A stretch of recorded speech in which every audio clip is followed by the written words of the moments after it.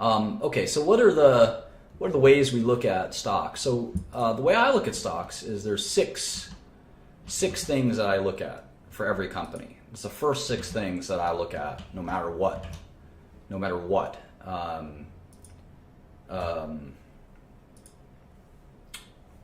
haven't done this kind of lesson in a while, so I'm distracted by all the comments. But let me stick to the plan. There's six things that I look at for any stock whatsoever, public or private equity. And the first is the stock price, because it's going to be a determinant of the others five. And the stock price is relatively easy to look up. I would go to Yahoo Finance, finance.yahoo.com. It's I think one of Yahoo's most valuable properties, if I recall correctly. And I just go there and all right, Bobo, you're typing too much. We're gonna block you. A little too much. A little annoying. Too many comments. So anyway, I'm having a lot of fun here. So anyway, you go to Yahoo Finance and let's pick a company. Why don't you guys type some company names out here? We'll pick one. Twitter, Comcast. Don't type tickers. I don't need tickers. This is for people who don't know what the stock tickers are. Apple, Salesforce.com, Yahoo,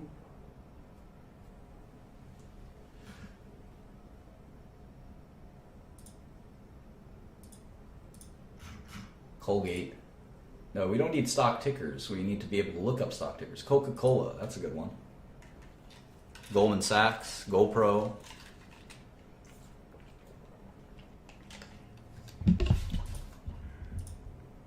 Okay, so let's pick one of these up. Let's pick one of these. Let's do Coca-Cola. So I type Coca-Cola. Well, that didn't help me too much. Let me click show all search results. All right, that didn't help. Well, as I type Coca-Cola, it says up here, the Coca-Cola Company. And Coca-Cola has a hyphen, which is the Coca-Cola Company. And you can see the stock ticker is KO.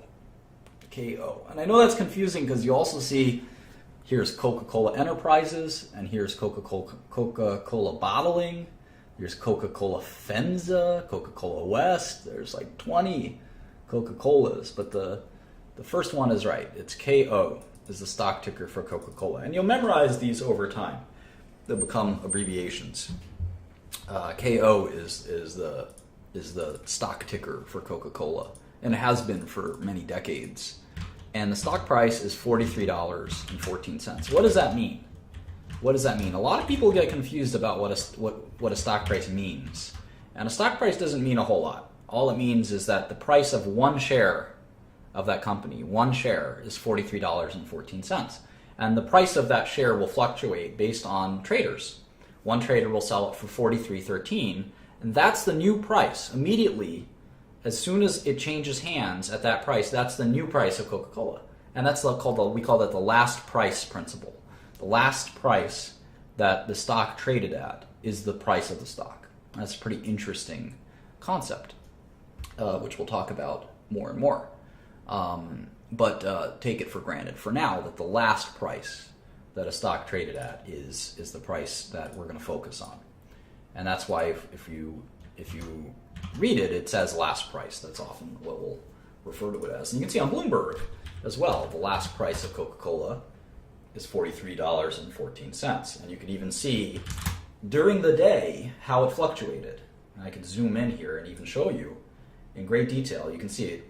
Here it traded at 43.16. Here it traded at 43.16.5, 43.12. Is fluctuating every minute, every second. It's trading in that $43 range. And why doesn't it trade all of a sudden at 42? Well, it's because there's someone willing to buy it and sell it at 43 at all times. The only difference is they're not sure if they're willing to buy it sell at 43.10 or 43.20, and this changes as time stretches out. The prices will change more dramatically. You can see here that it fluctuated between 43 and 44, all the way down to 43 again. So in any event, that's sort of, we'll talk more about that dynamic in a minute. So the price of one share is $43. But how many shares are there? And the way I think of it is think of it like a pizza pie. Back on the YouTube here if you want to check it out. Basically, think of it as this is the company. It's the whole. And as a great philosopher once said, the whole is equal to the sum of its parts. And a share is a part. You could also say the whole is equal to the sum of its shares. Same concept, right? So you're buying one share. Well, if there are 4 shares, that's nice. You own 1/4 of the company. And when you start a brand new company, sometimes you only have 4 shares. And you say, all right, well, I'm going to give 1 share to my friend Billy the Fridge. I'm going to have 1 share for myself. I'll color in black. This is for Billy the Fridge. This is for Crystal. And this is for John. And we each own 1/4 of the company. This is Martin's shares. Okay, well, what about Coca-Cola? There's let's say you bought 1 share for $43. This is your share. $43.14. And maybe you got lucky and you bought it for $42, or you got unlucky and you bought it for $44. So what difference does it make? Well, how many shares are there? How many shares are there? Well, let's go back to our plan here. Let's say we had we're starting this YouTube company. We're going to stream all these interesting videos on YouTube, and we're going to make a fortune doing that because YouTube is going to pay us the big bucks. That's kind of what our crazy business plan is. And it's going to be the 4 of us. Crystal's going to make sure the stream goes well. Billy and I are going to be entertaining, and John is just going to, I don't know what John does. But either way, we decide to split the company up 4 ways, and we say, you know what, to split this company up 4 ways, everyone has to invest $100. So we do that, and we've got 4 shares outstanding. 4 shares outstanding. And then John, because he's a derelict and a scumbag and a deadbeat, John decides to sell his stock. He says, you know what? I'm going to sell my stock for $200, and I'm going to sell it to Akil. Okay, now I look at this and I say, well, there's still 4 shares, right? But John's out and Akil is in. But there's 4 shares and each one is worth $200 because Akil bought it for $200. So I could probably go find someone to buy my share for $200.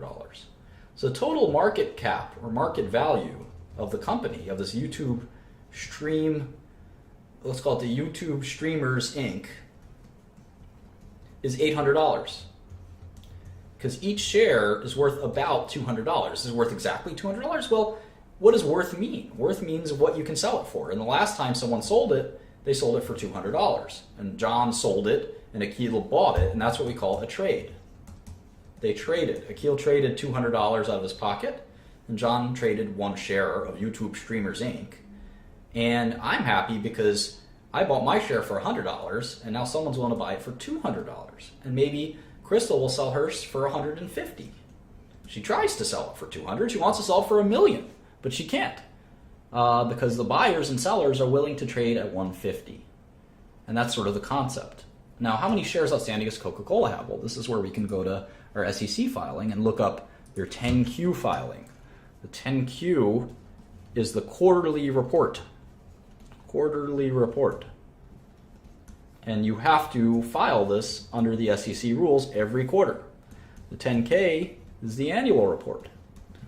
So you will get 3 10Qs a year and 1 10K a year.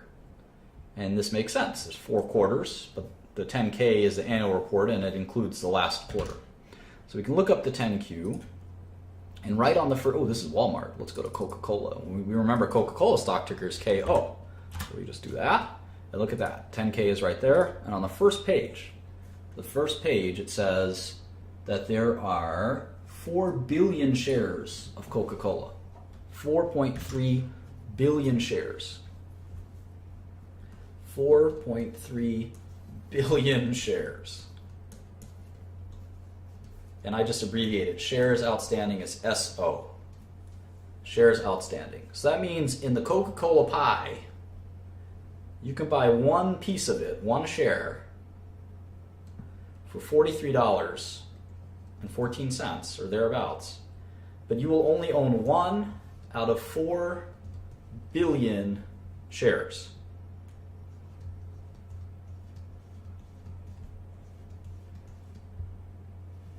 Wow. 4.3 billion pieces. So even if you bought 100 shares, how much would that cost you? Well, it's $43.14. I want to buy 100 shares. Let's see here. It's $4,314. Now that's a little bit more money. That's a little bit more money. That's the price of a nice Kanye sweatshirt, for instance. $4,314. So you can instead of buying a Kanye sweatshirt, you can buy 100 shares of Coca-Cola. But now you own 100 shares. Maybe it's a little bit bigger, this line. You own 100 shares out of 4.3 billion shares. Well, what if you wanted to buy 100,000 shares? Well, you can add 3 more zeros. It would cost you $4 million. That's about the price of Kanye's album sales. That's his album sales, $4 million. Or maybe how much he might make from the album. Not a lot. So instead of making an album like The Life of Pablo, you can buy 100,000 shares of Coca-Cola for $43 a share for $4 million. And you still don't own that much, right? 100,000 shares out of 4.3 billion is a very small amount. In fact, let's see, if we close out 5 zeros, you can see that you could spend $4 million buying Coke stock and you still only own 1/430,000th. That means there are 429,999 equal parts to your investment, if that makes sense. So you can see how big the Coca-Cola company is. And if we keep going down this route, what we can do is we can just multiply all of the shares. Remember, the whole is equal to the sum of its parts, or the sum of the shares. If we multiply the entire amount, 4.3 billion, by $43, we get the value of the whole company. Because the whole company is its 4.3 billion shares, and if each share is worth $43, the whole company is worth about $187 billion. That is the value of Coca-Cola. And if you think about how much money that is, it's a lot, obviously. It's more than almost any other company. Well, there's only a few companies that are bigger. Apple or, I don't know, let's see, Google, Facebook, Microsoft. Just a handful of companies that are bigger than this. And if you think about a well-known company, let's pick another well-known company. Why don't you guys give me an example of a well-known company? Like a restaurant or some other well-known company that we care about. Yeah, how about JetBlue? We take JetBlue all the time, right? It's got to be as big as Coke, right? You guys think it'll be as big as Coke, JetBlue? How big is JetBlue? It's a $7 billion company. Actually, more than I thought it would be. $7 billion company. JetBlue.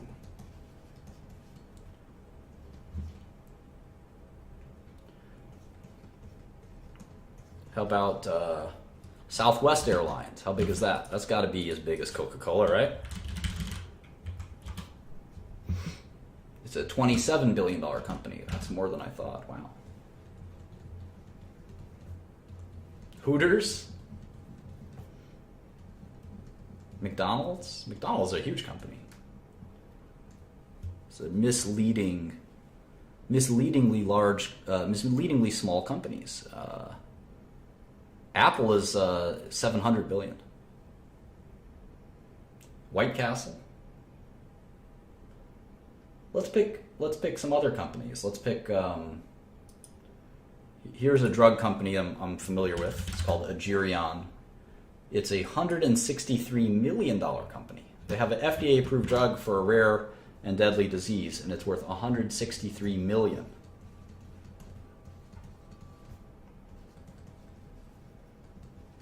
You guys have never heard of Agerion Pharmaceuticals. So you see the difference in how small these companies can be.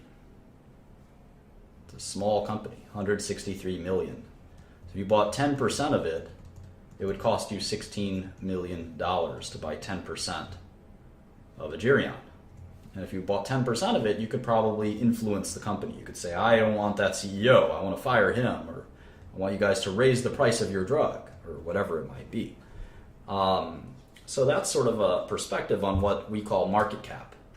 Market cap is all of the shares,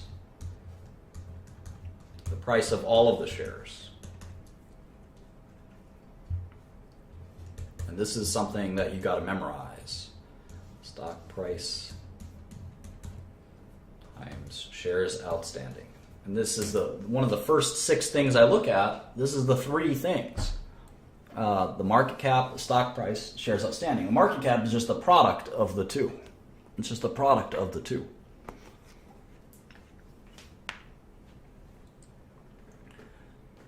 And you'll notice that the share price has no resemblance to the value of the company. Let's take a look. So zoom in a little bit here. We're going to do Coca-Cola here.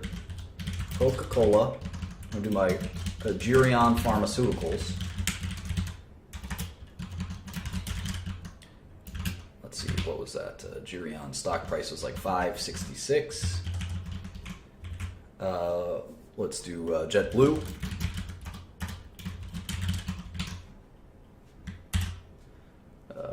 JetBlue, $22.30. Southwest Airlines. I don't know why we're doing 2 airline companies, but whatever. $42.17. Let's do Chipotle. If you guys know Chipotle.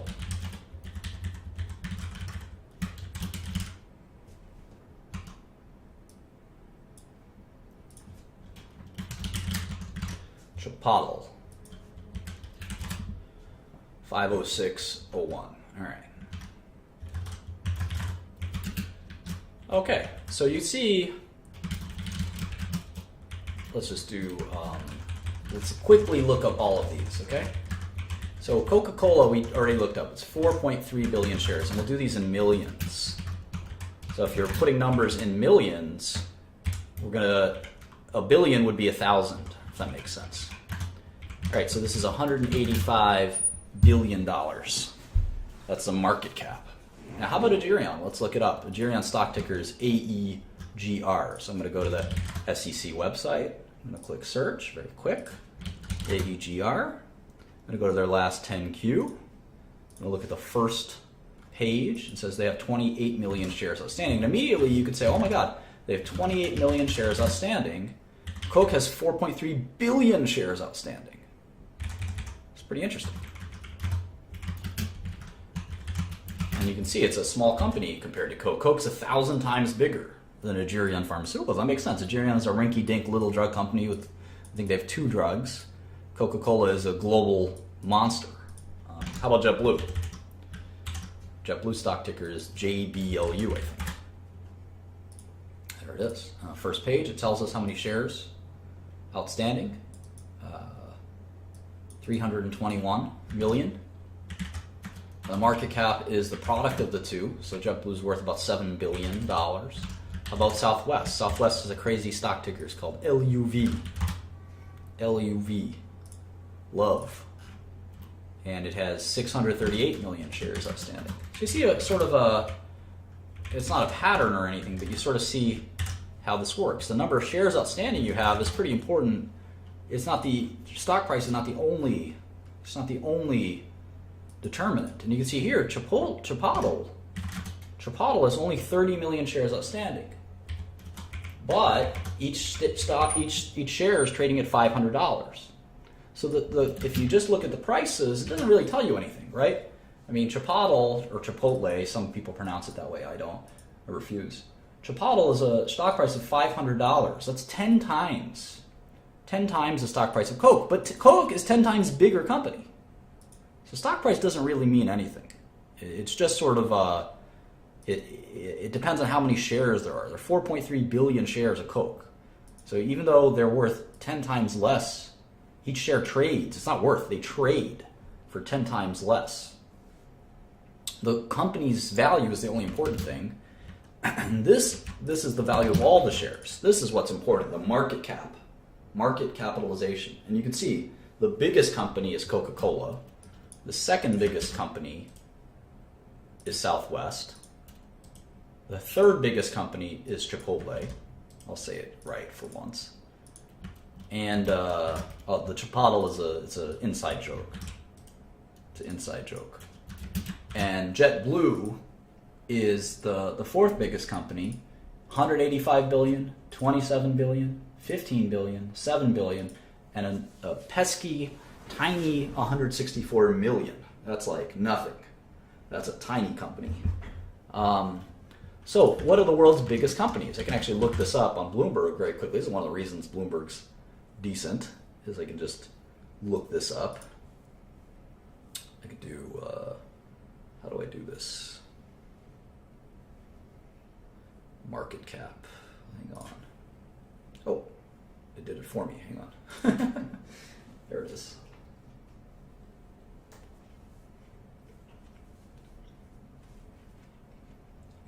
The biggest company in the world is Apple, 537 billion.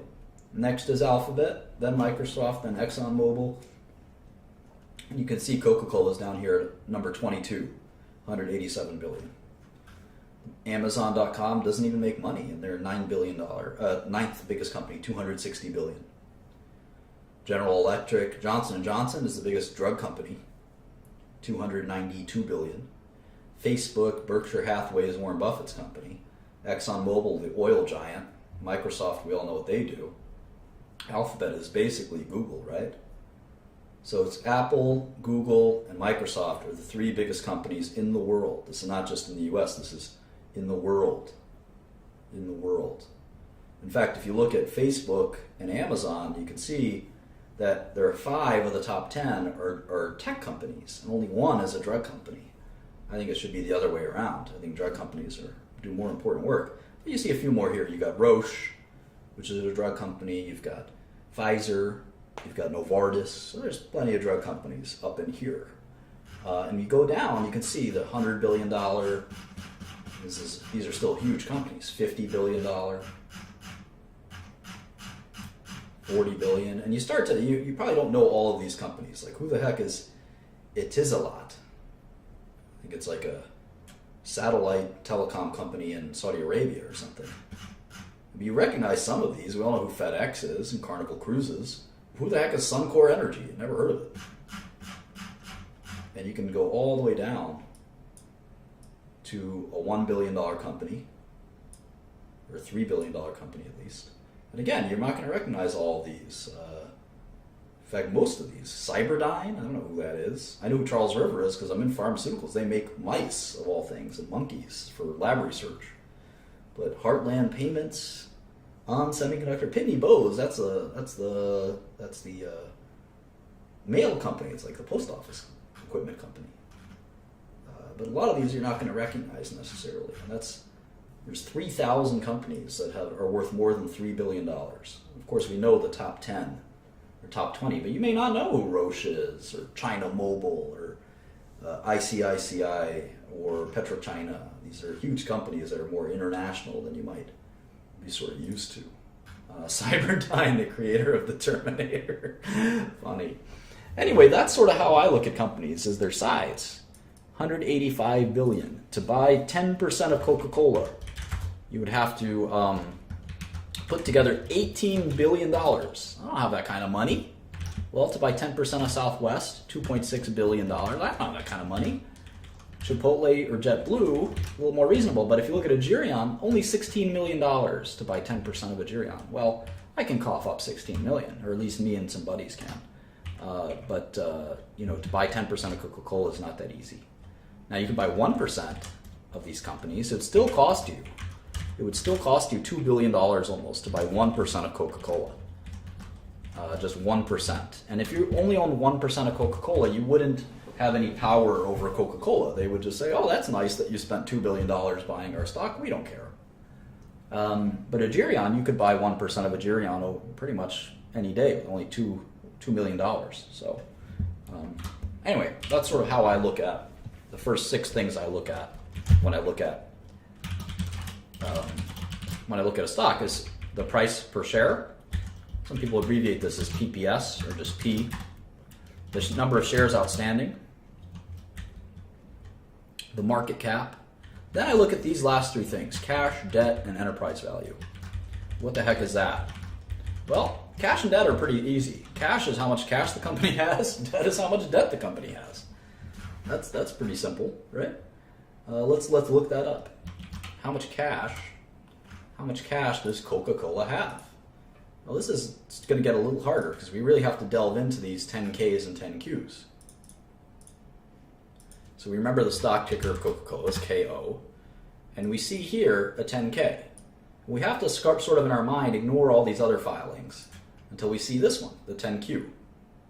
10K, 10Q, another 10Q, another 10Q, and then last year's 10K. Last year's 10K. So they come out periodically. That makes sense. So this 10K just came out, and look what it says here. Period of report. This is for the year 2015. So this is the 2015 results. And the date that they filed it was a few days ago. So companies don't report their 2015 results on January 1st. They may know them internally on January 1st, but they release them to the public a few months later. And so you can read this document. It is a huge document, hundreds of pages. 170 pages. And if you're a real serious investor, you print this out and you read it page after page. That makes sense. But what are we looking for? We want to know how much cash they have. Well, where do we find that information? Well, it's on one of the financial statements known as the balance sheet. The balance sheet. And the balance sheet is one of three key financial statements. And it's the one we're going to look at most closely right now, the balance sheet. So where do we find the balance sheet? Well, we'll take a look here. There's something here that says financial statements and supplementary data. Let's click that. Oh, look at that. Here's a statement of income. That's one of the three. And here's the balance sheet. So the balance sheet will tell us how much cash they have. Well, here's cash and equivalents, $7 billion. Remember, this is in dollars and millions. $7 billion, okay? So Coke has 7,309 in cash. But what about this? Short-term investments. Well, that's kind of like cash, so I like to include that. Because even though it's not cash, it could probably be sold as cash. So I'm thinking about liquidity. Any kind of cash. Marketable securities, that sounds like cash too. 4269. And I add that as well. And now there's 20 billion in cash. How about accounts receivable? Well, what's accounts receivable? Accounts receivable is cash that you're owed. Accounts receivable. Cash owed to you by your customers. And that's not really cash, right? Occasionally it's kind of like cash. In America, it takes about 60 days, 45 to 60 days to collect cash, depending on your business. If you're a retailer, you collect your cash up front. You don't go to the store and say, I'll pay you back for this Kanye sweater in 45 to 60 days. No, I want your money right then and there. So there are some businesses where this is different. But for most of corporate America, you're looking at 45 to 60 days. And so accounts receivable, I don't think of it as cash. When I think of cash, I think of any kind of cash in a bank account. I think of stocks and investments. I think of bonds. Anything that's kind of like I could sell tomorrow. And that the value won't be disputed. The value won't be disputed. It's easy to calculate the value. And they're liquid in some way. I can sell them. You could sell accounts receivable. I mean, it's close, but it's just kind of where I cut it off as cash. Inventories, well, this is soda, basically, right? Prepaid expenses, assets held for sale. We'll talk about all this stuff. They're all accounting gibberish. Here's some more investments. Equity method investments and other investments. So I'm going to include these too. 12,318. 3470. All right, we're up to $36 billion of cash. Is there any other cash? No, none of this is cash. All right, so we're done with the cash side. So They have 90 billion of assets, and about 36 billion of that I felt was cash and cash-like. How about debt? How about debt? Well, now there's liabilities. In the balance sheet, you have assets and liabilities. All right, what kind of liabilities there? Where's the debt? Well, here's long-term debt, 28 billion. And I know a lot of you might say, well, what does that mean? Well, companies borrow money. That is very common. And the bigger the company you are, it tends to be the more that you borrow. And debt does not mean, it's not a bad thing. Debt is not a bad thing. Here's some more debt. And here's some more debt, 13 billion, 129. And you can see that Coca-Cola actually has more debt than cash. Isn't that crazy? You would think that in business, the more you succeed, the more cash you build up, but that's not true. Big companies, what they do is that they'll invest their excess cash and they'll borrow money because they have good credit. Right? Most small companies can't borrow money, like Agerion Pharmaceuticals would have a hard time borrowing money. But Coca-Cola, they can borrow money at low interest rates. They can borrow money at low interest rates. And they do that. And they use that money to do acquisitions. They use that money to pay dividends. They use that money to buy back their own stock. And what I like to look at is net cash. So net cash is cash minus debt. In this case, it's about negative 9 billion. And if we add that to the market cap, we get something called enterprise value, which I'll discuss in a minute. Hang on one second. Okay, I'm back. Sorry about that.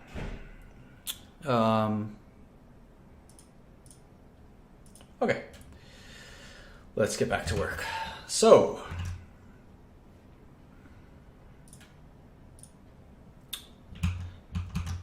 okay, so we have market cap and then cash and debt. And cash and debt, it all makes sense, right? I mean, you cash and other investments, basically things that I can sell and have cash. Debt is money I owe, right? This company has borrowed money and will have to pay this back. And the difference here is about, $9 billion? $8.5 billion. So if you buy a share of this company, you actually you're also buying that kind of net cash. So if you buy a company, let's just make up our streaming company again. We'll call it the Young Streaming Co. And forget about what the price of the shares outstanding, market cap, cash, debt, enterprise value. Let's say, like I said, the price was $200. There's 4 shares outstanding, so the value is $800. But let's say there's $1,000 of cash and no debt. When you buy all 4 shares of the streaming company, you've bought the company. If you bought all 4 shares, you've bought the company. You've bought the entire company. And if the company has $1,000 of cash, what ends up happening is that's your cash. That's your cash. Right? You could take that cash and put it in your own bank account. Does that make sense?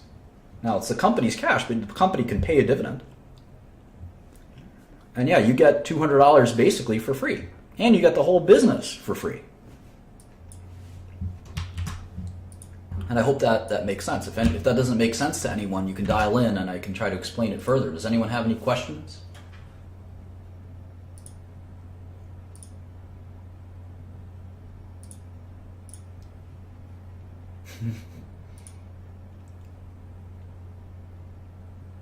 Dial in and ask the question.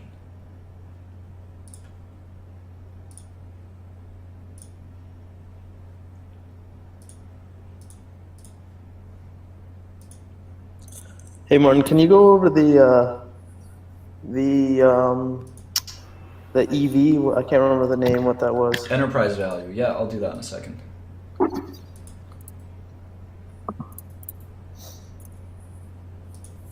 Okay, so basically, let's see here. Hey Martin, Are you on my YouTube stream? Yeah, I'm watching the YouTube stream. Great. So you understand the market capitalization? Yep. I got Great. that part.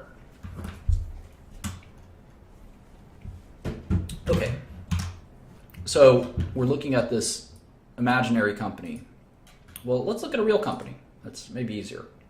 So Coca-Cola, it's a $185 billion company. That makes sense. They have $35 billion of cash. And that includes all of the cash in all the company's bank accounts in the world. And it adds up to about $35 billion. It also includes investments, because if they spent money to invest in a company, I think that investment is also, I think of it as cash. You don't have to do it that way. It's the way I recommend doing it, because in my eyes, I think of it as cash, because if I take over this whole company, Coca-Cola, I'm not just buying the bottlers, the manufacturers, the concentrate they make, and all of the things of the company. I'm also buying their bank accounts. I'm also taking over their debt. All of these things are now mine, and includes their investments they've made. So their cash is $35 billion, and I've added that up from the balance sheet. The debt is the same thing. The debt's a little more clear. You owe money, you owe money. It's very easy to add up that. The people you borrow it from, make sure it's very easy to know exactly how much you owe. And if you have $35 billion in cash and $45 billion in debt, you have about $10 billion that you owe. And that's about kind of the situation at Coca-Cola. Now, of course, they make more money every year.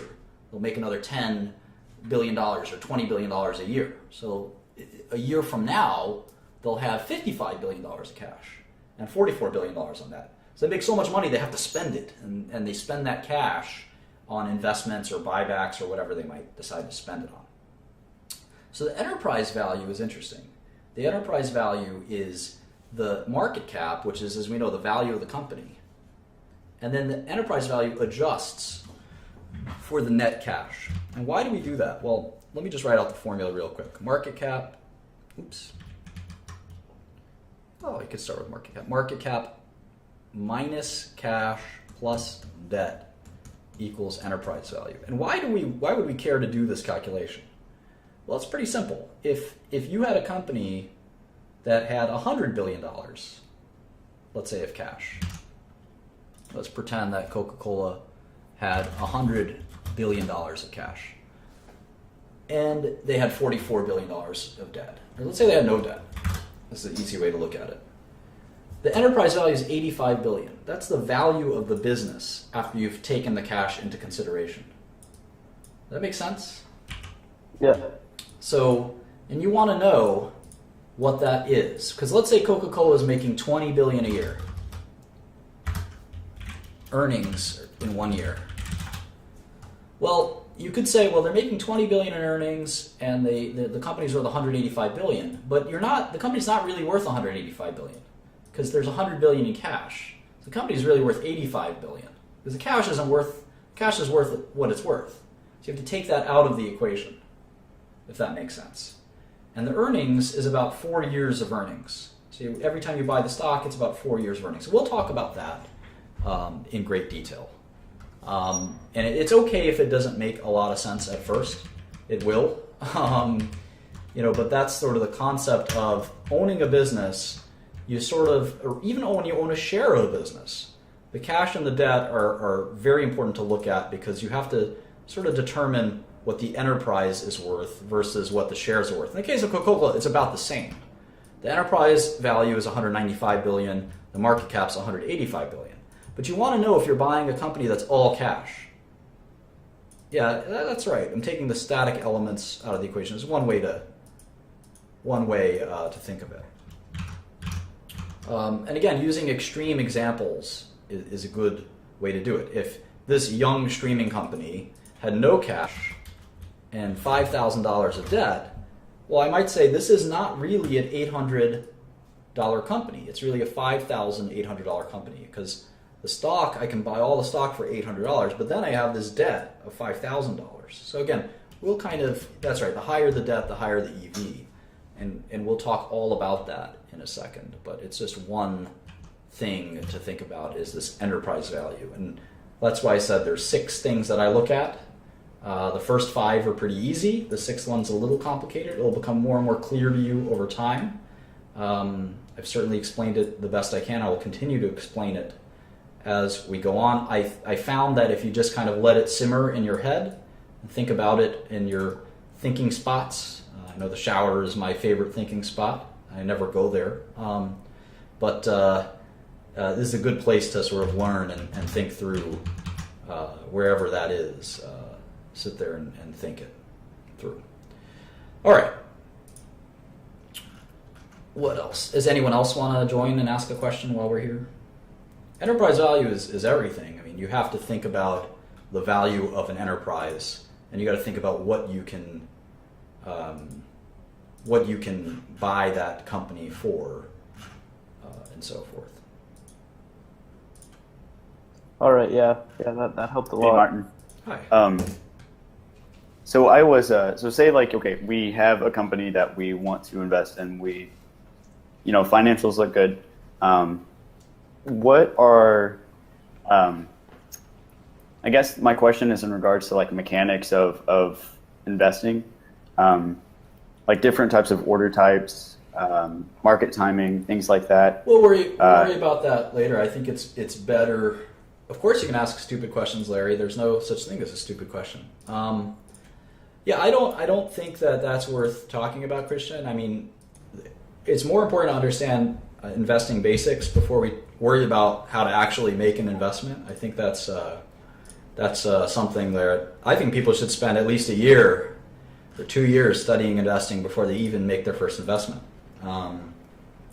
It's just not that important. Okay, for like a lot of your followers are relatively young, so they wouldn't have a whole lot of access to capital that you'd be able to have to invest substantially. I feel like that's a big problem that I see, is that a lot of people have problems. Yeah, having enough money. I spent the first hour talking about this. Yeah. How it doesn't really matter how much money you have. You should worry about trying to make money. Are there any tools that you used, or whenever you first started getting into investing, that you used? Yeah, I'm telling you, I became an expert in investing, and people gave me money for my advice. I didn't make trades. It's very hard to turn a small amount of money into a large amount of money. You have to use other people's money. I mean, I talked about that a number of times. Sure. So in terms of like tools, though, for getting like young investors to start trading and investing and things like that, I mean, I don't think they should. Okay, but are there any like I guess virtual trading tools that you would recommend? No. That or no? I think you should listen to the rest of my lecture. I mean, sometimes it's like going to a gun range, right? And someone hands you a gun, and you want to start shooting the gun at the targets. It doesn't really work that way. You got to spend a lot of time understanding. You've been handed this powerful tool, and it's complicated. I mean, it's not that complicated, but it's an example. Or like if you went to NASA and they said, "Hey, we want to show you our high-tech lasers." You say, "Let me use the laser." No, you got to spend a long time studying these lasers before we're going to let you play with the lasers. I mean, give me a break. And that's sort of, people want to just jump in and have fun with it, but that's not the way investing works. Hey, Martin. So Hey. the way I'm seeing this is enterprise value is the sum of claimants, sort of, against the company. A little bit, yeah. You have to think of it as it's the total amount of money it would take to buy the company. That's kind of the way you look at it. Because the shares make sense, right? Like if you buy all the shares of a company, you own the company, basically, right? But then you have to look at the balance sheet, because if you've bought a bunch of cash, that cash just goes back into your pocket, right? So if I spent $50 million, let's say, buying a drug company, and I know that the company has $25 million in their bank, I really only spent $25 million, right? Because I'm buying the drug company. I don't buy. I spend $25 million to buy $25 million, that doesn't make a difference really. If I spend $50 million to buy $25 million in cash plus a drug company, I'm really net. I'm spending $25 million to buy that drug company. There's actually a very good way I used to use to explain it. Let me go on to. This is actually a great way. Emmanuel, I hear some feedback and also from Mike, so I'm just going to close off the going to close it off for a second, and let's go to the YouTube, and this is actually a really good way. This is, I think, the best way to kind of think about it. So let's say I want to buy this company, Coca-Cola. You think of it as a box. This is Coca-Cola. And I know that to buy every share, all 4.3 billion shares at $40, I got to spend $187 billion. And I get to buy the box. The box is everything in Coca-Cola. Now the interesting thing is inside the box, there is some cash. Let's say there's how much cash is there? $35 billion of cash. So you're not really buying Coca-Cola for $187 billion. You're kind of buying it for $152 billion. Because once you buy it for $187 billion, you gotta realize that the cash that you bought, you can just use that to offset the cash that you paid. So you're really buying the rest, and I'll color the rest in purple. The company is worth $152 billion, if that makes sense. And it's the company value of $152 billion plus the cash value of $35 billion that equals the market cap of $187 billion. I think this makes it a little more clear. You can't dispute the value of the $35 billion in cash. The $35 billion in cash is worth $35 billion, period, the end, because it's cash. $35 billion is worth exactly $35 billion. There's no way it could be worth anything other than $35 billion. The rest of the market, but the market cap is $187 billion. And the cash is not a part of the company. The cash is just cash. You can take this cash out, and you're left with the company, and the company is worth $152 billion. I hope that makes a little bit more sense to sort of how to think about enterprise value. So let's look at the Coke one more time. It's a $187 billion box, is what it is. And they have, we know, $35 billion in cash. And when you buy Coca-Cola, you get that $35 billion, but you also get, it's a little bit bigger box, $44 billion of debt. So inside this box of Coca-Cola,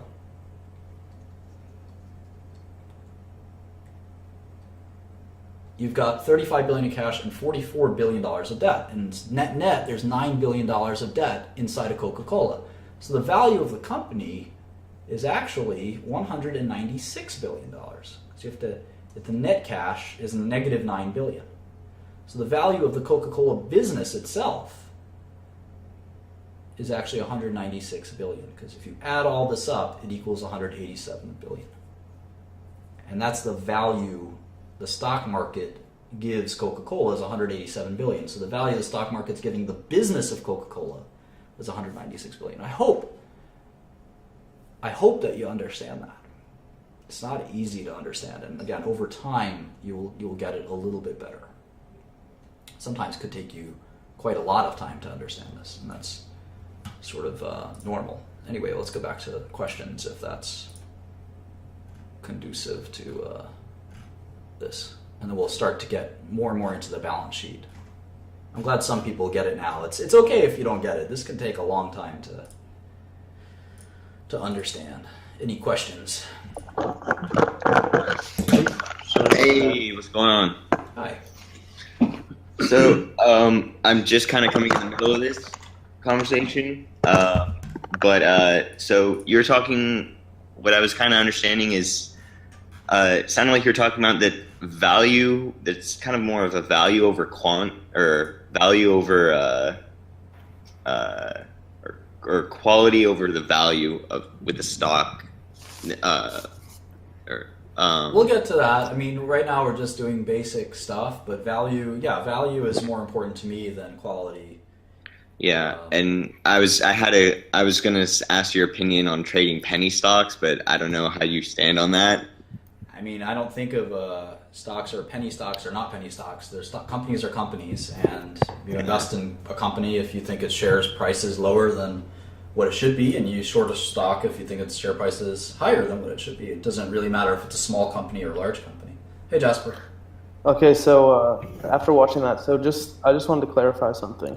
And then I had a question about earlier also. So the liability of a company is added to the value assigned to that company by the market, correct? Yeah, I just think of it as debt, not liability, because Yeah, there's yes. lots of liabilities. Yeah, debt. You're correct. Debt. And then so before you were talking about when you were with Charlie, keeping your ear to the ground and waiting for that right mentor Yeah. to come and like to ask them the questions. But what like keeping your ear to the ground is pretty vague. Like, just are you just talking about putting yourself in situations where you'll be surrounded by here's people? the, yeah, exactly. Like, here's an example. You got young Shkreli here, who's my alter ego, and, truly a genius. A little bit crazy, but still a genius. And you can message young Shkreli, and maybe he'll be your best friend. God only knows. You message me, I'm not going to be your best friend. I got too much shit to do. But young Shkreli, who knows? Look at him. If you dress up in like some jihadi stuff, then maybe you can't be his best friend. So, and he's got the ear of Martin Shkreli. So, young Shkreli could be your best way to go. The same way, there's a bunch of rappers trying to give Brittany Pepke their mixtapes to give to me. It's not always easy to get to the guy, but you can get to the guy's guy. Young. He showed his face briefly.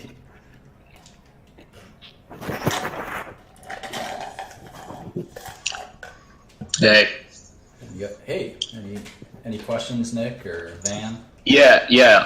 So, can you briefly go over the difference between enterprise value and market capitalization, and why, despite that they're slightly different, if you're trying to figure out free cash flow, the free cash flow yield, yeah, why can you use market cap and enterprise value as the divisor underneath free cash flow and get the same value essentially? Yeah, I mean, so enterprise value is most important, because if let's say you bought a company for $10 million, right?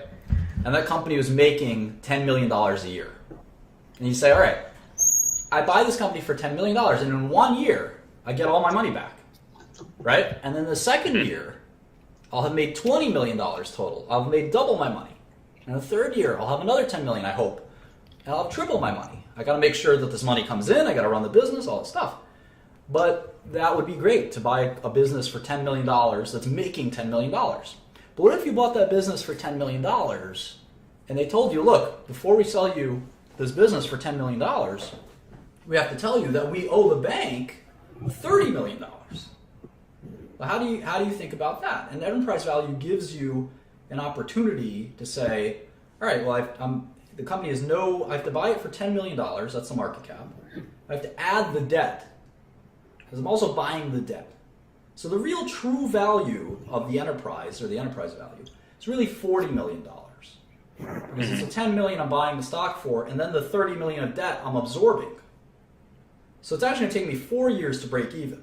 Because I got to pay off those $30 million of loans, then I got to pay off the $10 million that I'm investing in the first place. So it'll be 4 years before I break even.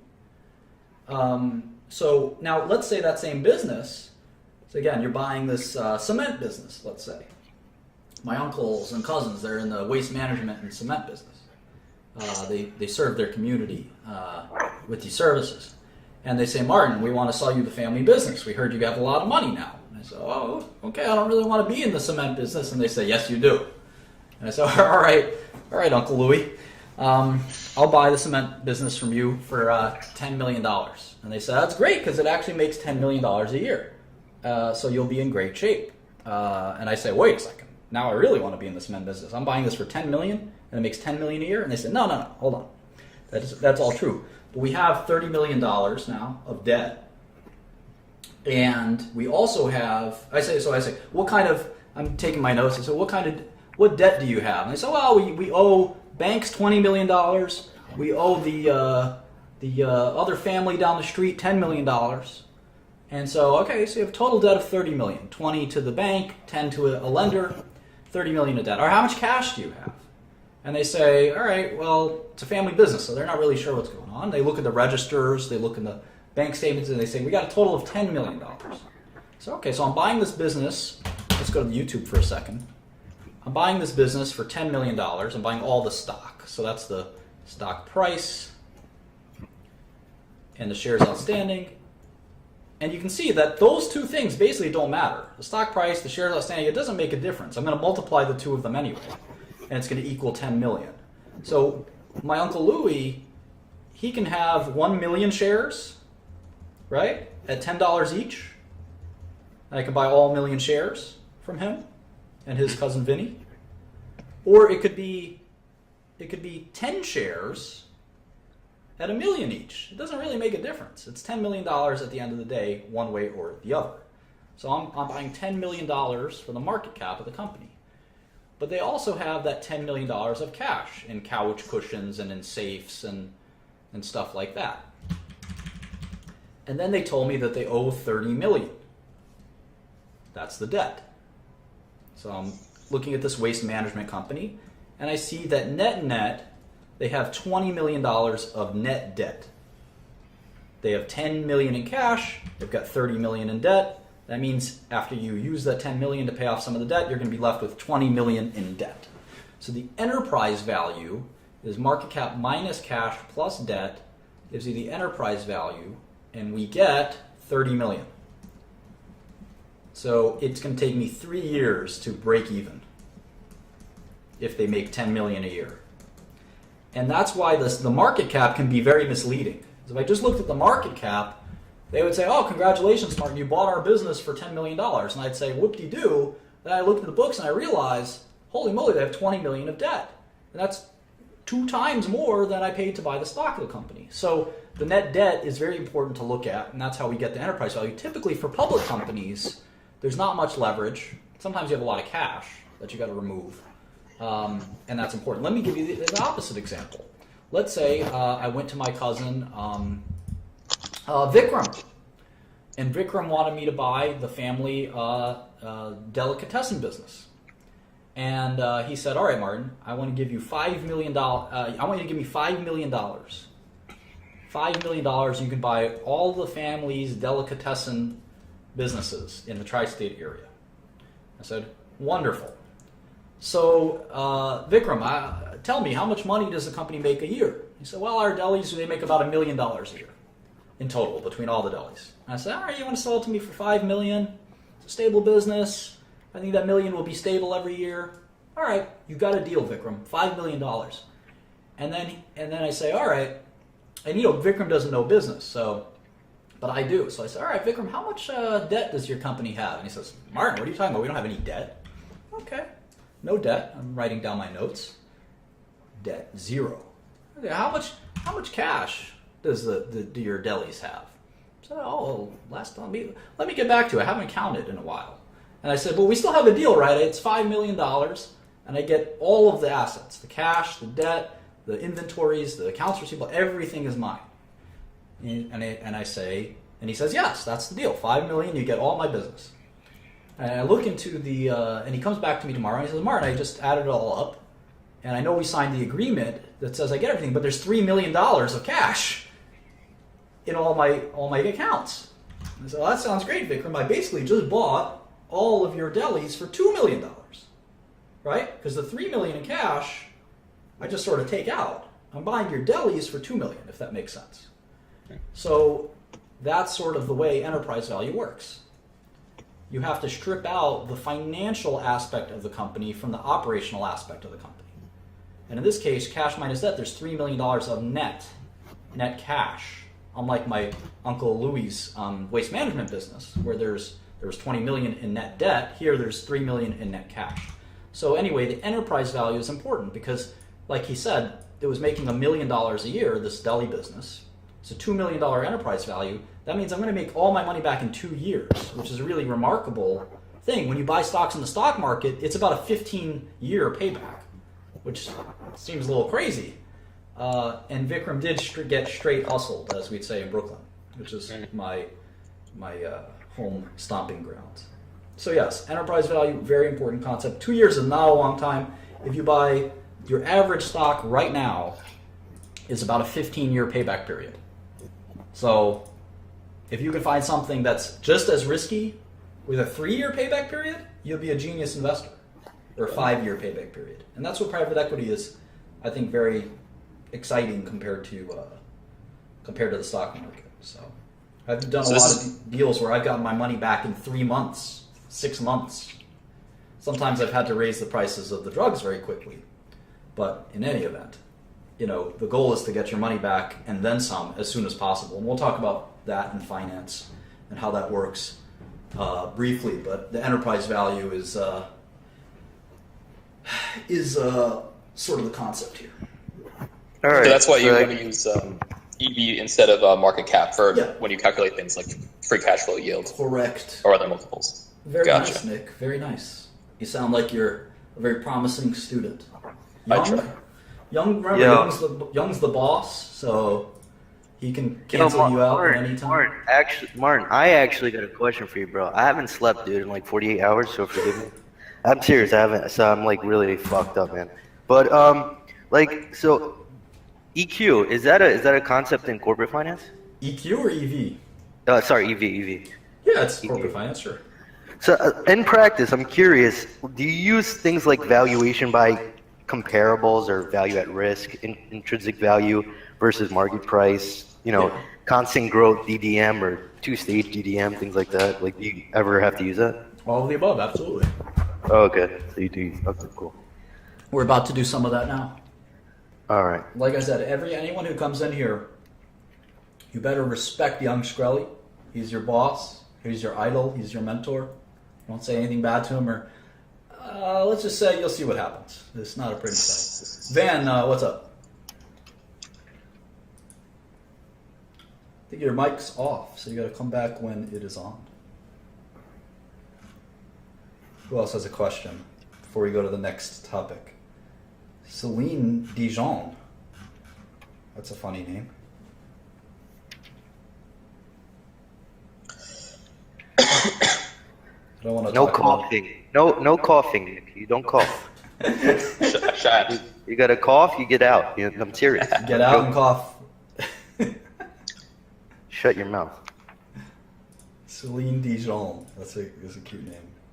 Let's see who this guy is. Just know if you're a troll or something, we got people who will find you. It's not a threat. It's not a Hi, Martin. Hi. I was wondering, I don't know too many people and I would like to get into investing, but whose money did you borrow? Did you borrow your family's money, or did you just go out to different people, random people on the street and ask them for the money? You don't go to random people on the street. Come on, dude. Use your head. Fucking serious? I used something called an investment bank to sell securities. But in all seriousness, please, if you're going to ask a question, keep it to the topic at hand. Don't go way off track. Yeah, please. And we're trying to go in order here. Here's another boss. His name is Naj, or John, or God, depending on how you spell it. Zoom is here too. All right. Let's try to stick to the lesson plan. So, Finance nerd, get back to your shit.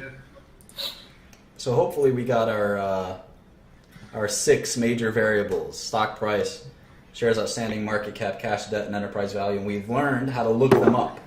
And let's be boring for a minute and look up the rest. So we looked up for Coca-Cola. Let's look up for Southwest Airlines. His ticker is LUV. So we go to the SEC website. Leave me, young Shkreli. I ain't trying to get slapped. Wise words. All right, so there's the SEC website. I type in LUV, and I go to their 10K. And now I also want to look at their balance sheet. So I go to the consolidated balance sheet here on page 67. They've got cash and short-term equivalents of roughly $3 billion. So just type that in, 1583 plus 1468. And let's see if they have any other cash. It doesn't look like it, but I just noticed in the corner of my eye, they have $20 billion of quote-unquote flight equipment, which I think is planes. That's pretty interesting. They spent $20 billion on planes. Those are technically assets, right? You buy Southwest, you get the planes, you could sell the planes. Just saying. Think about that. Put it in the back of your head. All right, so that's it for cash, $3 billion in cash. How about debt? All right, here's $600 million in debt. Here's another 2.5 billion in debt. So they basically have the same amount of debt as they have cash. And we would like to refer to this concept of debt and cash and how much you should have of each. We like to call that leverage. Leverage. You may have heard over time that leverage is bad. Too much leverage is bad. It's true that you could go to Goldman Sachs or JP Morgan tomorrow if you're Southwest Airlines. You could probably borrow $10 billion. But is that a good idea? I don't know. You borrow all that money, what are you going to do with it? Maybe you're going to buy American Airlines. Maybe you're going to buy JetBlue. But what happens when you have to pay that money back? It could be painful if there's a downturn in the industry. Maybe oil prices go up. Maybe there's a hyperloop that makes airplanes irrelevant. I don't think that's going to happen. Or autonomous driving. More people take autonomous cars instead of flights. You never know what will happen, and then if you're caught with all that debt, you can go bankrupt. Whereas you can't go bankrupt if you don't have debt. So how much leverage to use? A lot of people will talk about how much one should use and what that looks like in a minute. But that's how we calculate it for Southwest, and practice makes perfect. So let's go to Chipotle, which I believe is the correct pronunciation. And that stock ticker is CMG. It stands for Chipotle Mexican Grill. I'm going to go to 10K and hit the financial statements, and here is the balance sheet. Looks like there's $248 million in cash. You son of a bitch. And $622 million in long-term investments. Any other cash-like assets here? There's investments, $415. And there we go. So it's about $1 billion in cash. How about debt? Look at that. I don't see any debt. They have no debt. Chipotle has zero debt. They should probably get some. In fact, because they're suffering from their E. coli crisis. Hello? Chipotle? Chipotle. What is that? So Chipotle. So because there's Naj, don't correct Martin, or else I behead you. Don't correct me. You can't correct Martin, okay? You're not even capable of doing so. Anybody could get it, dog. The Chipotle inside joke is a good one, I'll tell you someday. Typically when you have a profitable big company, you want debt. You want debt because it'll grow your business. You can use that debt to make strategic investments. You can buy out another company. You can buy back your company's stock price, your stock, if your stock price you think is too low, which after their E. coli scare, maybe they felt we can use our you don't want too much debt because if something goes wrong and you can't service your debt the same way, all right, we'll make that joke. If you can't service your debt, then your debt holders will take over your business. So it's a pretty complicated concept. We'll get more and more into it, but it's fun to kind of look at these companies and kind of examine their debt and cash profiles. You see Coca-Cola has a little bit of debt. You see that Southwest Airlines kind of runs their business neutral. They have just as much cash as debt. Chipotle is the opposite. They have much more cash than debt. In fact, they have no debt, which is surprising. Some managers like no debt. I'll give you an interesting story. In Japan, the Japanese went ham. I don't know if you guys know what that phrase means, but they went crazy, if you will, on debt. They borrowed so much money. They borrowed so much money from lenders that they had this terrible situation in Japan where a lot of companies went bankrupt in the 80s. Ever since then, Japanese companies have refused to borrow money. So all Japanese companies, if you look at their balance sheets, all you'll see is a huge amount of cash and no debt. They're very conservative and very scared now. That's because they make stimulus packages that make their economy look like it's moving when it isn't. Well, at the company level, they if you look at any company like a Toyota or a Nintendo or a drug company, there's a refusal to borrow money. It's a very unusual thing. They just don't want to borrow money because the last time it happened, they had their economy faltered, and then all the companies were left having to pay off their debt, and were unable to do so in many cases. So you can read about that sometime. Hi, Yashu. What's up, Martin? How's it going? Any questions on any of this stuff? Well, I mean, do you really care for a company that has no debt versus a little bit of debt and leveraging themselves? Like, which one do you care for more? Oh, it's not like I care. We haven't even touched the subject of what we like or dislike. I think we're just examining, right? And it's interesting to see what the CEOs of these companies decide to do, right?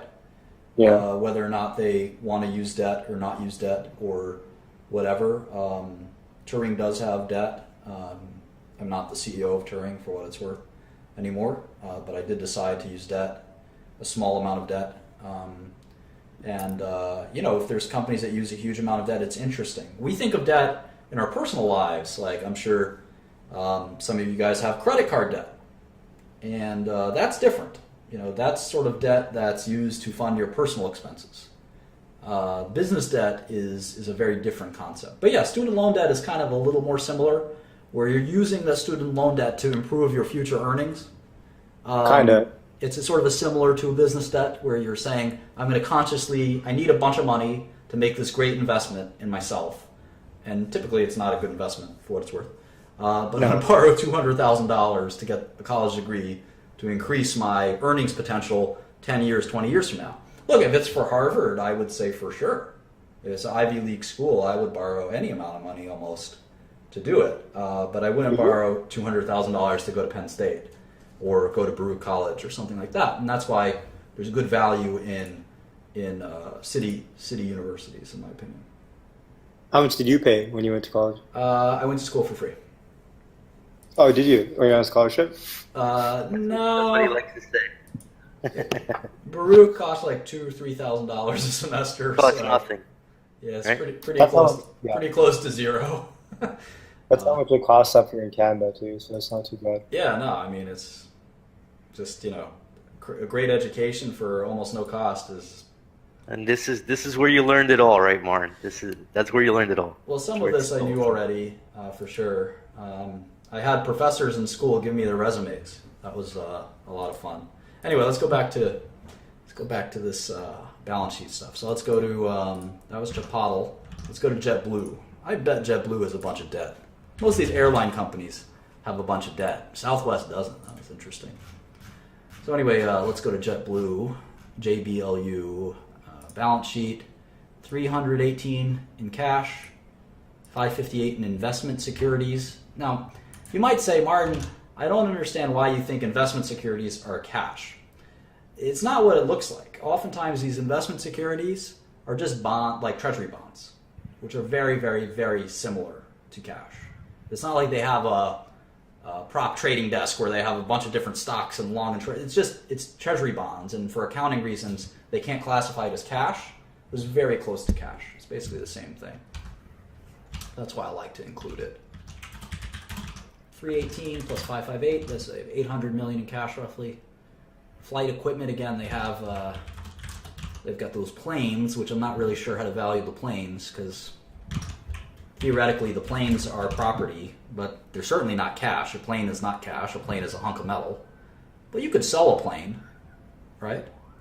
So it's kind of an interesting asset. Now, if you sell the planes, you don't have any business anymore, so you got to think about that too. The planes are the business. All right, long-term debt and capital lease obligations. Here it is, $1.4 billion. Where else? Current maturities of debt, $448 million. All right, so as I suspected, they've got a little bit of debt. Got about $1 billion of debt, not too leveraged. Okay, so yeah, they've got $1 billion in debt, $1 billion in cash, and $2 billion in debt. And if you look at the income statement, we'll take a sneak preview of the income statement. You'll see that JetBlue made about $700 million last year. So how do we think about that number? Well, they have net debt of $900 million. And so if they're making $700 million a year, they'll be back into net cash in about a year or two. That make sense? So you don't want years and years and years of debt, right? Like my cousin Vinny's sanitation department or sanitation business. If you're making $2 million a year, but you have $20 million in debt, it's 10 years until you have cash again. It's terrible. Yeah. You don't want too much debt. Now we call that leverage ratio, and we'll talk all about that in a minute. So we talked a bit about the balance sheet. Let's talk more about it, and then we'll get to the income statement. The balance sheet is one of the Holy Trinity. I grew up Catholic, so I've got the Holy Trinity as the Father, the Son, and the Holy Ghost, I believe. Let's see, you start Father, Son, Holy Ghost. I'm pretty sure that's how it goes. Father, Son, Holy Ghost. That's the Holy Trinity. I think it's the three manifestations of God is the metaphor for what it is. Well, in business, we've got the same thing. And this is your new Holy Trinity, is the income statement, and they all are the three manifestations of business. The same way the metaphor, the parable for in Christianity is the Holy Trinity.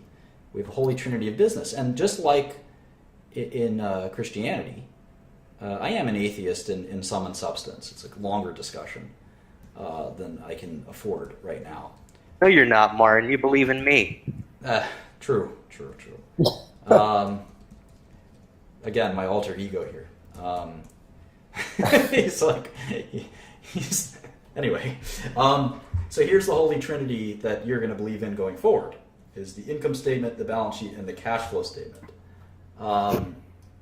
And they're all, interestingly, again, just like the metaphor in religion, it's the same concept that there are three different ways to look at a business. The same way, again, I'm not going to go on this tangent, but those are the three different ways to look at God, was the theory for Christianity. These are the three different ways to look at a business. And the balance sheet, Holy Spirit, Holy Ghost, same thing. Ghost sounds cooler. All right, so we're going to drill into the balance sheet, which in many ways is the most important, but just like the Father, Son, Holy Ghost, they're all important. So the balance sheet, what is the balance sheet? Well, it's what it sounds like. It's a statement of the balances of the company. All of the balances. If you know anything about accounting, there are different balances. The first balance is cash. How much cash do we have? And the balance sheet is unlike the other two parts of the Trinity. It's a statement that exists in a snapshot of time. So it's as of a certain date.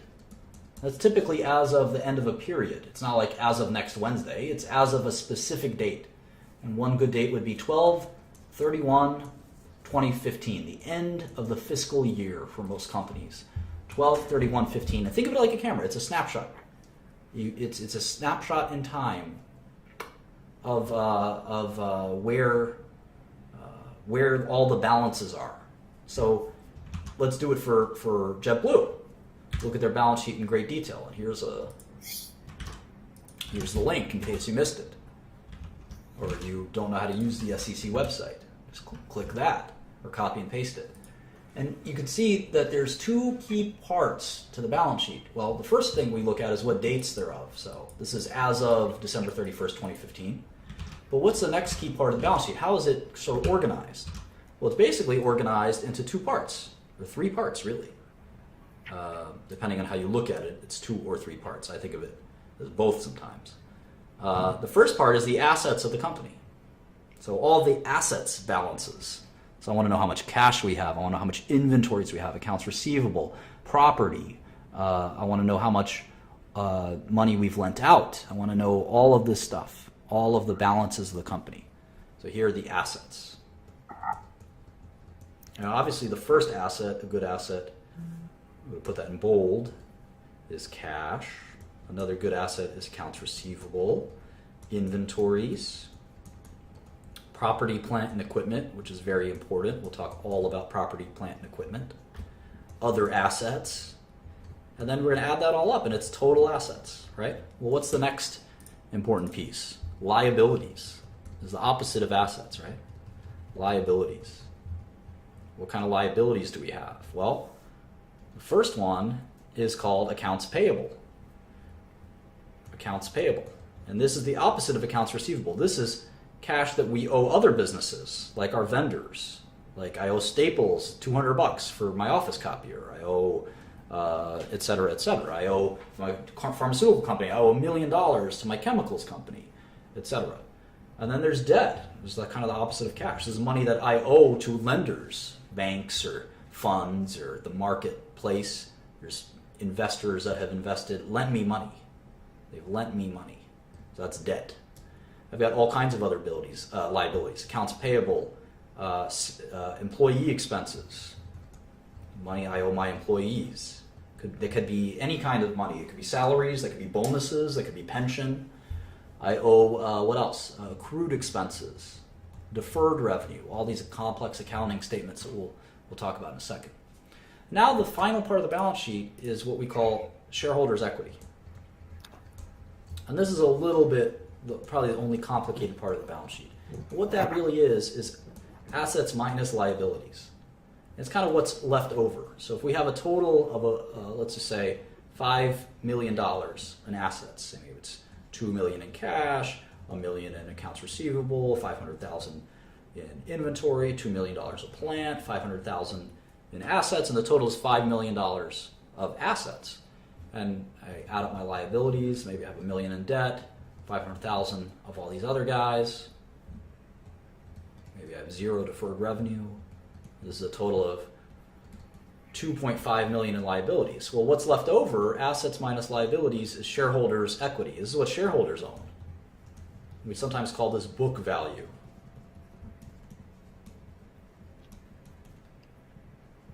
So assets minus liabilities equals shareholders' equity. Assets equals liabilities plus shareholders' equity, if you do a little algebra. And this always has to be equal. So we call that the balance sheet because it has to balance. It has to balance into these equations. And by definition, shareholders' equity is assets minus liabilities, so it's pretty easy to balance it. But if you learn the nitty-gritty of a balance sheet in an accounting class, you'll see it's a little more complicated than that. And you'll enjoy that, I think, because it all adds up and makes sense in the end, which is really important. So you can see, if you look at a balance sheet, you can see what I've described here. It's a little more detailed. You've got assets, all the assets, and they go through painstaking detail to describe each asset. You've got the liabilities, and then you've got the shareholders' equity or stockholders' equity. And it all adds up and balances. So that's kind of a preview of the balance sheet. We'll be getting more and more into balance sheets over time. How about the income statement? This is the second part of the Holy Trinity. This is more exciting, I think. This is kind of what you think about when you think about a business. And an income statement is not a snapshot in time. It's a period of time. It could be any period you want. It could be a year. It could be a quarter. But it doesn't make sense to make an income statement for a week of business or a month of business, usually. We want to do them by quarters. And in other countries, actually, they do different things. They have income statements for half of the year. In Switzerland, in fact, they don't ever report quarterly earnings. In fact, in a lot of Europe, they don't do quarterly earnings. They only do annual. IFRS is half years. So every country is different. No one does it faster than quarters, though. Maybe one day there'll be monthly income statements. Anyway, income statement will look something like this. It'll start with the revenue for that period. Revenue, sometimes we call that sales, and sometimes in some foreign countries we call that turnover. Turnover, like an Apple turnover. So for 2015, you can pick any business. We're going to pick JetBlue. You can see that their sales were $6.4 billion. $6.4 billion. And that was basically money that they get from passengers who pay for their tickets for their airplane flights. The next element is the general element of income statement is revenue, costs, and what's left over we call profits or income. And the income statement is devoted to going through those costs in great detail. There's no such thing as an income statement that just has the word costs in it. Revenue, cost, profit. That's the basic idea of an income statement. And we go through the costs in better detail than that. We usually say, here's our R&D expense, here's our general and administrative expense, here's our advertising and promotion expense, et cetera, et cetera. So let's see what they do for JetBlue. They've got their aircraft fuel expense of $1.3 billion, 1,348. 1,348. That's a lot of money, and that makes sense. Their biggest expense for their company is their fuel costs. What's next?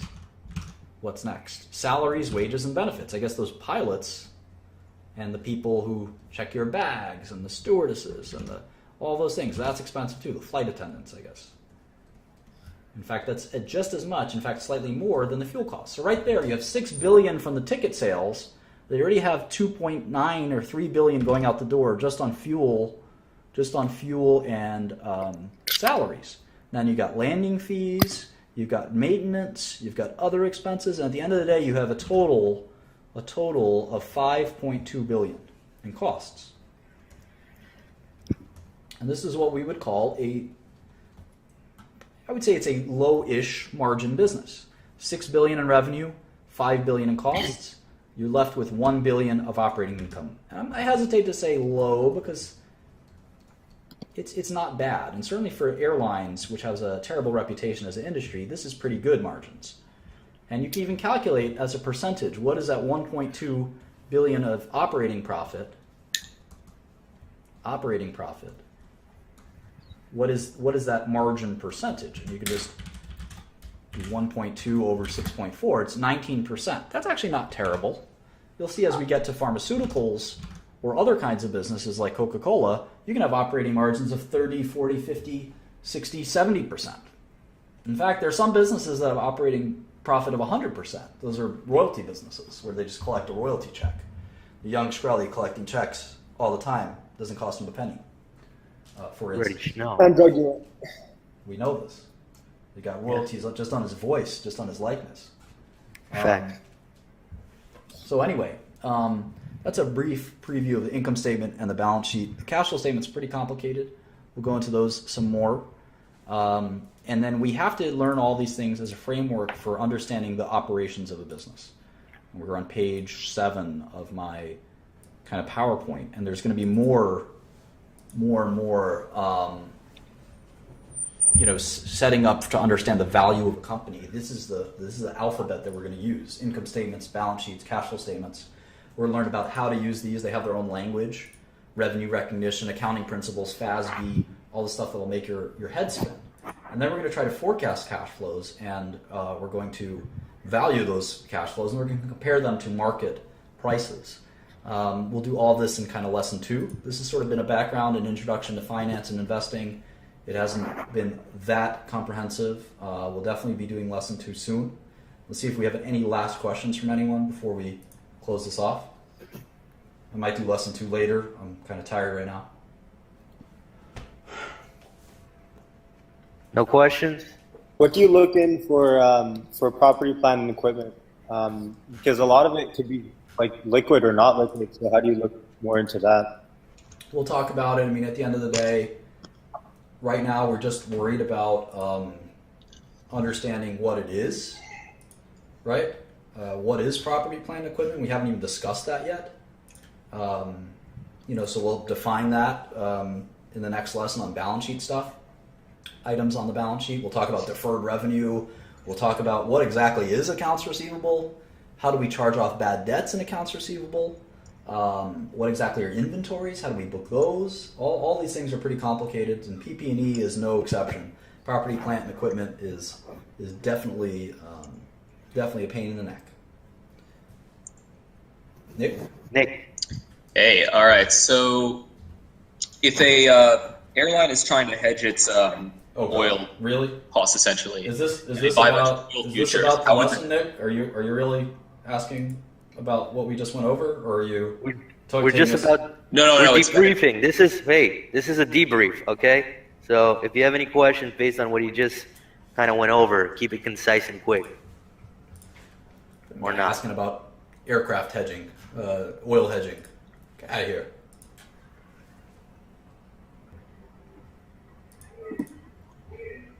Hello.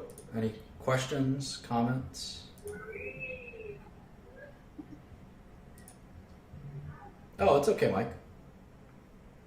Martin. Yes. So you got in the balance sheet, and I just want to ask you, what's your how do you evaluate properly the return on capital employed? What? The return on capital employed. ROCE. Yeah, we're not there yet. We'll do that in the next few lessons. Oh, okay. We haven't barely even touched the balance sheet. All right. Well, Okay, thanks a lot. It doesn't help anyone who's watching this lesson and beginning the very, very beginnings of learning what a balance sheet and income statement is to ask complicated questions. So. Yeah, because by the time you even get there, I mean,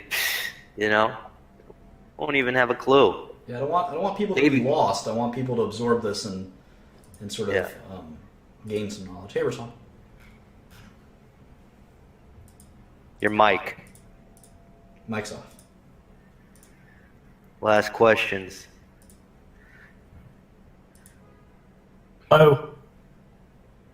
Hi. Okay, so are you guys there? Okay, what's your question? Oh no, okay. I was going to say, we covered the balance sheet, income statement, briefly covered the statement of cash flow. Can you still hear me? Ooh. Can't hear you too well.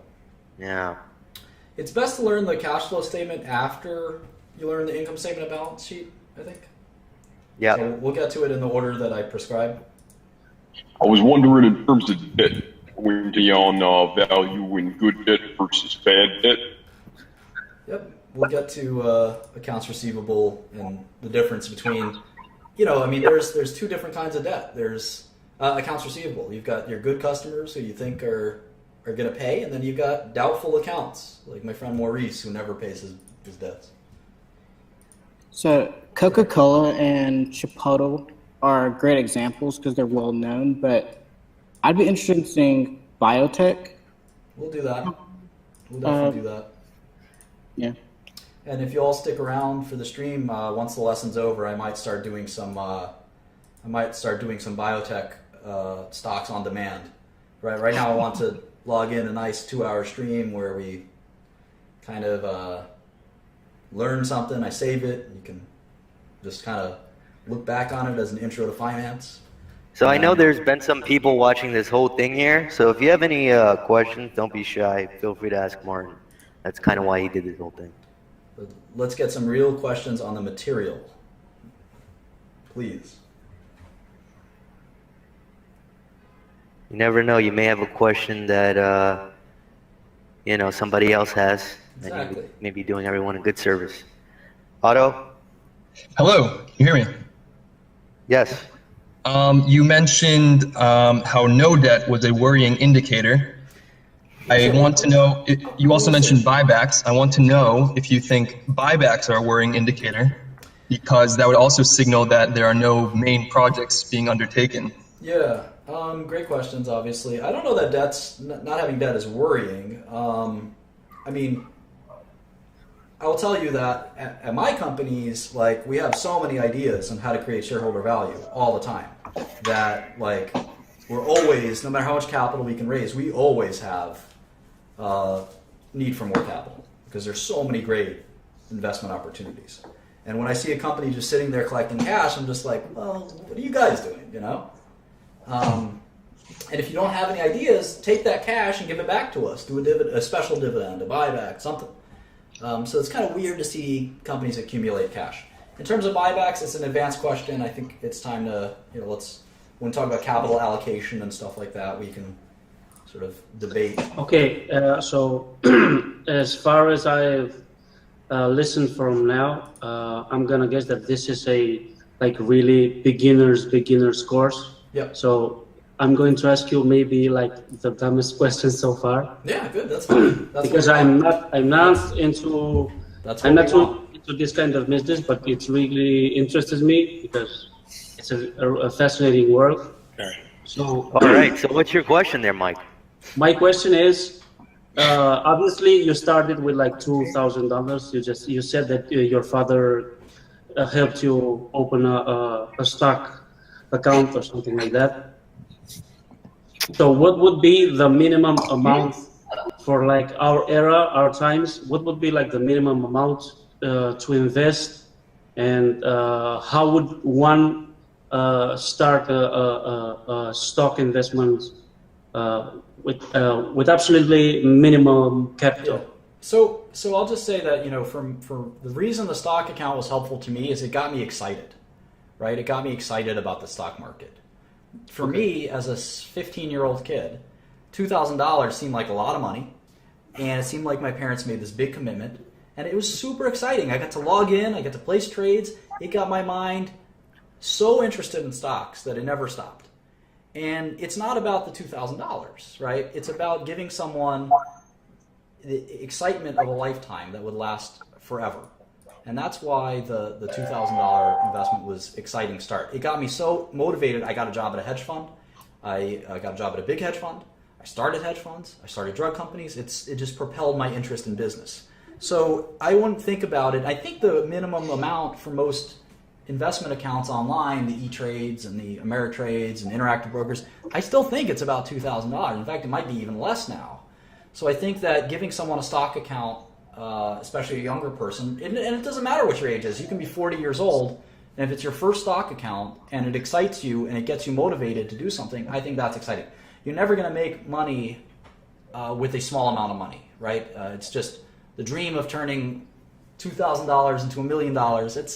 It's not going to be it's not ever going to be possible.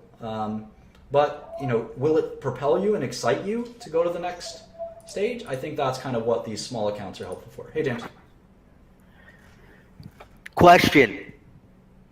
Huh? Yes. Uh-oh. You have a rival. Come on. All right. Was that your question, Gnarly? That's a great question. Thank you.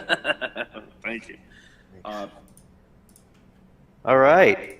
I think we can turn the stream off now. So thanks for coming. I'm going to still be on here streaming. I'm going to turn it off so it registers as a stream. I really appreciate everyone coming on, asking questions, checking it out. I'll be back doing some biotech stuff in a second.